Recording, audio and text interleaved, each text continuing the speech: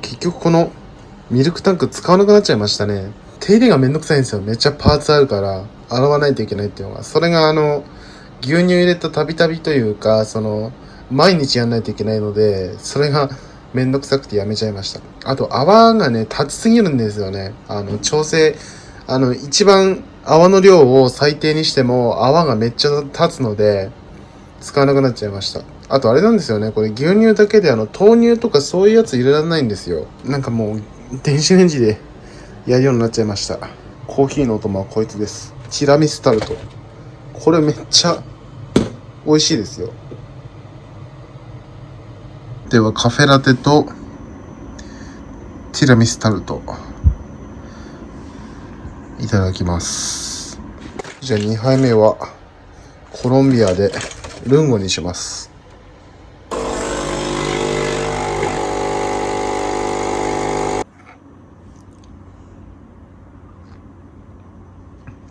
うまい。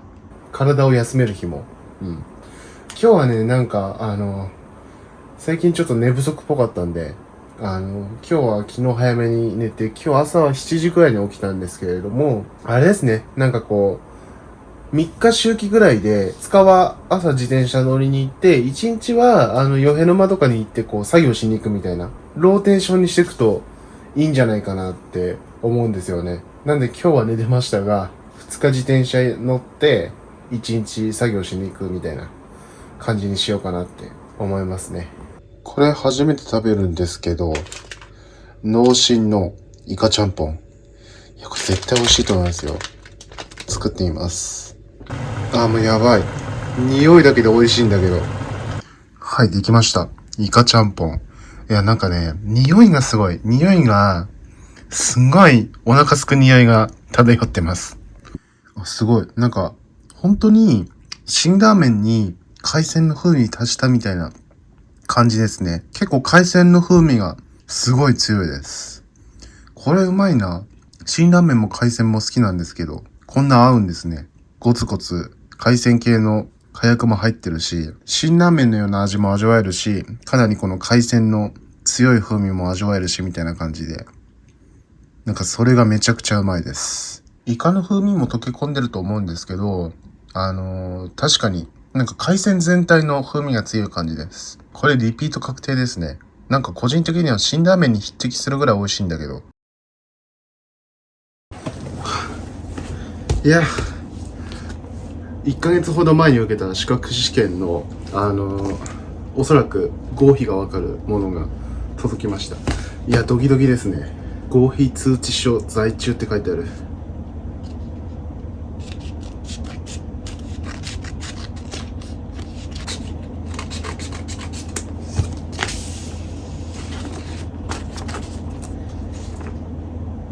お、よかった。合格してました。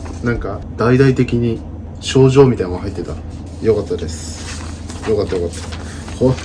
こういうのを開ける瞬間が一番心臓に悪いんですよね。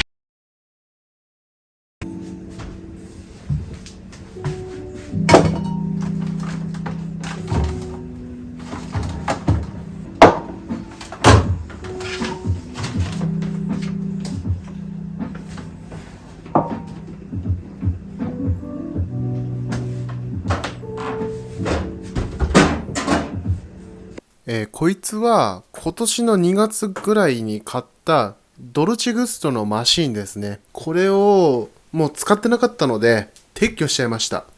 かれこれ2、3ヶ月使ってなかったんじゃないかなって思います。使わなくなってしまった原因っていうのが3つくらいあって、まず1つ目は味のバリエーションが少なかったんですよね。バリエーションが少なくてちょっと面白みがなくなってしまったんですよ。で、ドルチェグストってここにカプセルを入れるトレイがあって、ここに専用のカプセルを入れて、ドリンクを抽出するような感じなんですけど、これは、ドルチェグストは基本的にコーヒーじゃなくて、甘い系のホットドリンクを抽出する専用機として使ってたんですよ。自分は普通のドリップコーヒーとかは手で入れるし、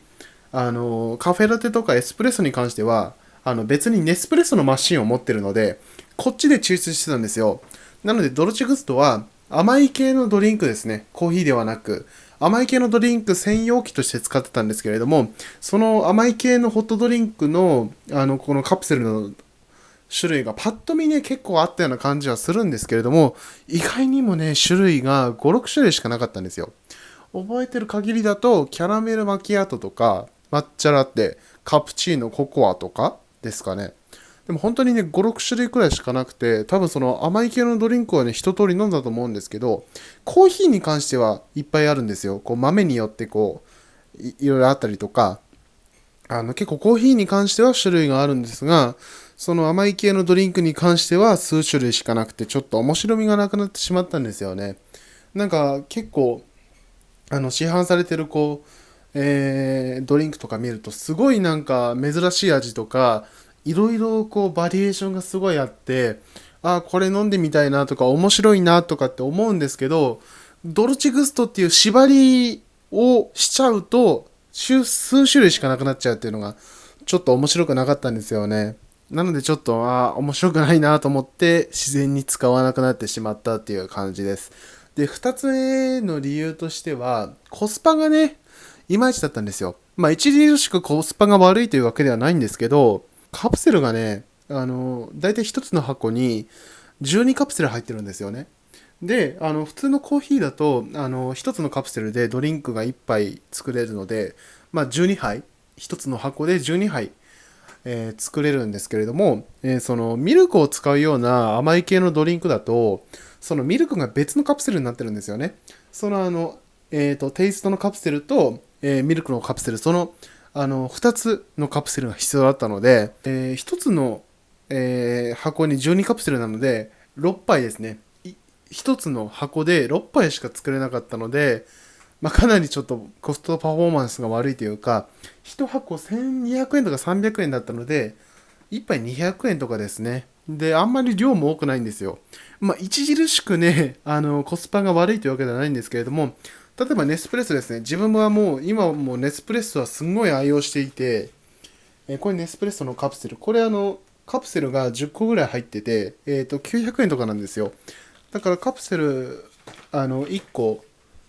その牛乳とかは自分で入れてるんですけど、その牛乳の代金を除けば、だいたい1杯90円とかで作れるので、それ考えちゃうと、やっぱりね、コスパは悪いのかなと。だって牛乳とかも1リットルであれ200円ぐらいで売ってるじゃないですか。だから、やっぱりその、牛乳の代金は考えないとし、牛乳の代金入れたとしても、だいたいね、100円とか110円とかでできるんですよ。なので、ちょっとそれ考えるとやっぱコスパ悪いなって思っちゃうっていうのがあって、買わなくなっちゃいましたね。なんかちょっともったいないなみたいな感じがして、あんまり買う気にならなかったっていうのもね、一つの使わなくなってしまった原因です。これはドルチェグッズ全体の問題ではなくて、このマシンに関する問題ですね。で、このマシンが、メルカリで中古で、もう本当に3000円とか2500円とかで買ったものなんですよ。なので、こう、いつの、何年のモデルかはわかんないんですけど、結構ね、もう、7、8年とか古いモデルだと思うんですけれども、今最新とかここ数年のドルチェグストのマシンだと、このヘッドの部分とかに、こう、逆三角形みたいな感じのメモリがついてるんですよ。LED で光る。なんかこう、4段階か5段階ぐらいのメモリがついていて、それで抽出量を設定というか、見るんですよ。で、そのカプセルは、LED のインジケーターがついてるドルチェグストで使用することを想定しているので、そのね、メモリで書いてあるんですよ、その抽出量が。このドルチェグストはどうやって抽出するかっていうと、このヘッドのところにレバーがついてて、こう右に倒すとお湯、左に倒すと水みたいな感じで、ここでこう、飲食店とかに置いてある、ウォーターサーバーみたいな感じで、こう自分でこう、レバーを下げてる時間だけ水が降りてくるというような感じなので、どれだけこう、抽出すればいいかわかんないんですよ。抽出しすぎても薄まっちゃうし、抽出量が少ないとまだカプセルに残ってるし、みたいな感じなので、ここに、そのね、専用のインジケーターがついてるドルチェグストであれば、例えばこう、メモリ3つってカプセルに書いてあったら、メモリ3つ分、水を入れればいいんですが、そういうことができなかったので、ちょっと機種が古すぎたなっていうのがありますね。だから、計量カップとかで、一応ね、何ミリリットルとかでは書いてあるんですよ。なので、その計量カップとかで測って、事前に例えば 300ml 入れたら、このコップではどのくらいだとかって、見ないといけないんですよ。で、大体の感覚でやるしかないんで、それがちょっとめんどくさくて、なんかそういうことやらないといけないんだなっていう感じで、結構ね、機械で抽出してくれる割にはめんどくさいなって思ってしまって、やらなくなってしまったって感じですね。それが使わなくなってしまった、大きな3つの原因なんですけど、やっぱ一番大きいのは、一つ目のその味のバリエーションが少なくて、面白みがなくなってしまったっていうのが一番でかいのかなって思いますね。最近ではこれ飲んでます。無印良品の、この粉タイプの、水とか牛乳に薄めて飲む、今これほうじ茶ラテと抹茶ラテがありますが、これめちゃくちゃバリエーションがあって、なんかチャイとかそういうやつもあるんですよ。で、これがね、後ろの作り方には水に薄めるって書いてあるんですけど、これは牛乳に薄めて飲むと本当にうまいんですよ。なんかそこら辺で市販されているインスタントのこの手のドリンクって結構ねクオリティが低かったりするんですけども、やっぱ無印良品って結構品質がね製品高いじゃないですか。なのでこれも結構インスタントとはいえかなりクオリティが高くて、結構本格的なお店で出てくるようなやつと遜色ないくらいまでクオリティ高くて、さすが無印良品だなと思うんですけれども、これの方がドルチェグストに比べたらクオリティバリエーションがあるし、価格も抑えめだし、場所も取らないし、作るの簡単だっていうので、これで牛乳1杯電子レンジで温めて、これに溶かすっていうような感じでやった方が全然いいので、ちょっとドルチェグストは卒業しまして、こちらの無印良品に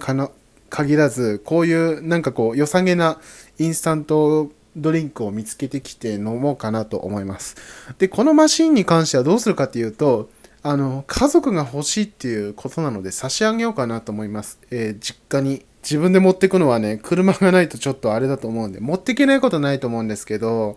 なんか、荷物の場所取るんで、家族が来てくれた時とかに差し上げようかなと思いますね。いつのモデルとか書いてないかな、年式とか。2017年4月発行とか書いてありますね、この説明書は。じゃあ、2017年ってそんなに古くない感じがするけど、でも6年前か。そっか、6年、結構古いのか、そうなると。こんな感じでいろいろ、あのー抽出量、それぞれのカプセルに対する抽出量が載ってるんですけど、何ミリリットルって載ってるんですよね。これが新しいやつだとメモリになってるんですよ。だから、メモリ、LED のインジゲーターを見ながら抽出するとその量になるっていうので、これは計量カップで測んないといけないんですよ、事前に。なので、ちょっと、あれでしたね。なんかメモリの書いてあるコップとかに抽出すればいいんでしょうけど、なんかちょっと自分には肌に合わなかったなっていう感じなので、ちょっとドロチェグストは手放そうかなと思います。でもこれもね、良かったですよ。人によってはいいかなっていう感じですね。どういう人にいいかというと、コーヒーとかを、これで入れるっていう人ですね。自分は手で入れたり、あとネスプレッソがあったりしたので、こういうのでやってたんですけれども、本当にこの機械でコーヒーも入れるし、甘い系のホットドリンクも入れるっていう方はいいと思います。あと、ホットドリンクしか飲まなくても、その数種類のやつだけ飲めればいいよっていう方はいいのかもしれないです。あとですね、メリットとしては、このドルチェグストのカプセルについては、普通に市販されてるんですよ。ネスプレッソのカプセルが、これ実は、あんま市販されてなくて、アマゾンとか、ネスレの公式ストアでしか買えないんですよね。ヨドバシとかにも売ってることは売ってるんですけど、本体が売ってるお店ですね。家電量販店とかに売ってないこともないんですけど、全種類は売ってませんね。ネットで買うことを前提にしてるんですけれど、ドルチガストのカプセルについては普通にスーパーマーケットとかで売ってるんですね。だから、この入手のしやすさっていう面に関しては、そのドルチガストのカプセルの方が上なので。ネスプレッソだとこれね、ネットじゃないと手に入んないんですよ。インターネットじゃないと。でも、こちらは、スーパーマーケットとかにカプセルが普通に売ってますので、それは利点なんじゃないかなって思います。で、その種類が少ないって言いましたけど、一つ一つの味はすごい良かったです。多分ね、この抹茶ラテとか、まあ、無印良品のやつもこれ飲みましたけど、多分これよりね、こっちの方が美味しいんじゃないかなって思いますね。一つ一つのクオリティは、さすがこっちの方が高いんじゃないかなって思いますね。うん。抹茶ラテが一番好きだったかな、自分は。すごい美味しかったですね。こう、甘さも控えめで、甘さでごまかさず、こう、結構大人の味で美味しかったりとか、それ以外のものも美味しかったです。で、普通のコーヒーとかも、自分で買ったんじゃなくて、こう、友人にもらった普通のハウスブレンドのカプセルがあったんですけど、それも飲んだんですけど、まあ、それは、自分実家にいる時に、バリスタですね。バリスタも使ったことがあるんですよ。この粉状のインスタントコーヒーを入れて、水と合わせて抽出するっていう、バリスタ、同じくネスレの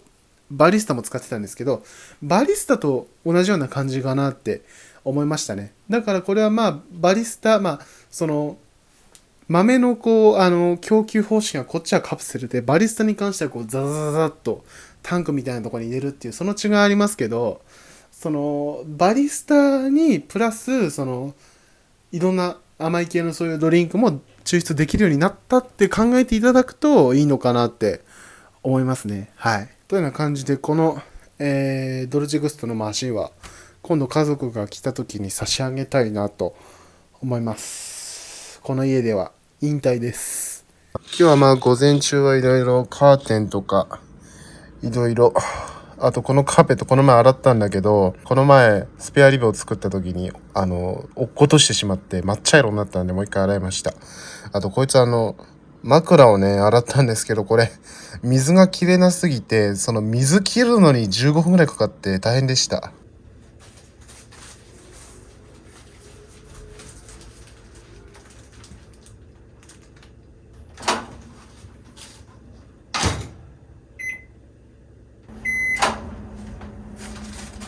熱っ。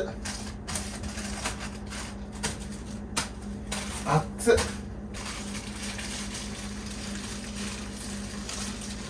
30秒しかやってないのに、熱すぎる。そして、具が見えない。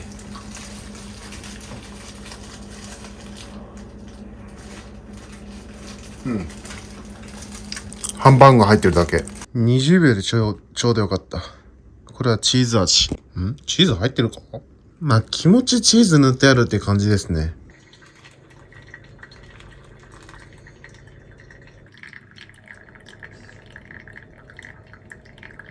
コーヒーです。うまい。この、キャラメルコーンの謎味。なんかこの前よく、どういう味かわかんなかったんですけど、なんか、何種類か混ざってる気がしますね。味が。今日めちゃくちゃ風強いんですよね。なんか午前中はそんなでもなかったんですけど、午後がすごく風強いです。結構、なんか、地震かと思うぐらい、家もきしむくらい、風強くて、しかも気温も33度とか普通にあるんで、暑いし、風強いし、これ最悪の天気ですね。雨とか降ってない時はまだいいですけどね。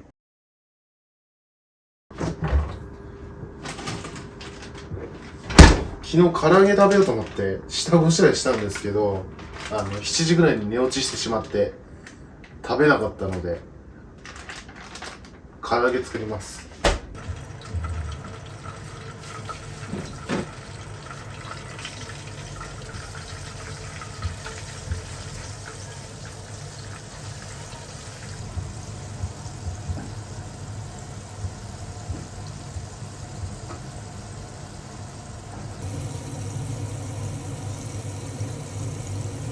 お、唐揚げできました。めっちゃいい感じです。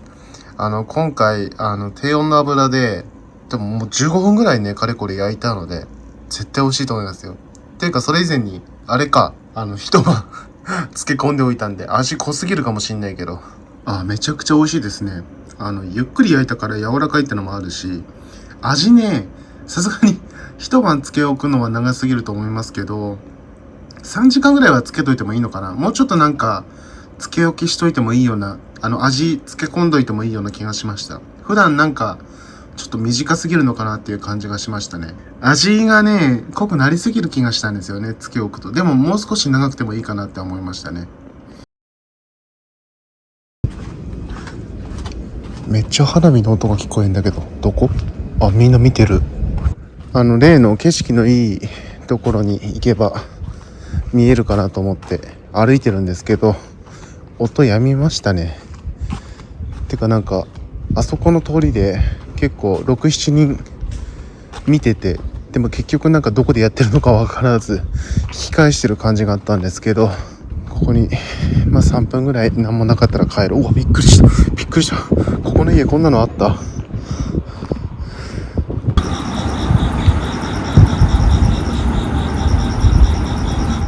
なんかね、盆踊りっぽいのが聞こえるんですよ。だから確実にあっちでお祭りやってると思いますけど。でもやっぱりね、映像に入ってるかわかんないですけど、かすかに音聞こえるんですよね。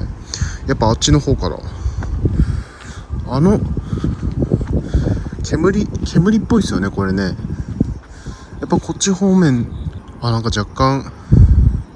音楽も聞こえますね。あっちの方でなんかお祭りやってるのかもしれませんが。わかんない。まあいいや、帰ろう。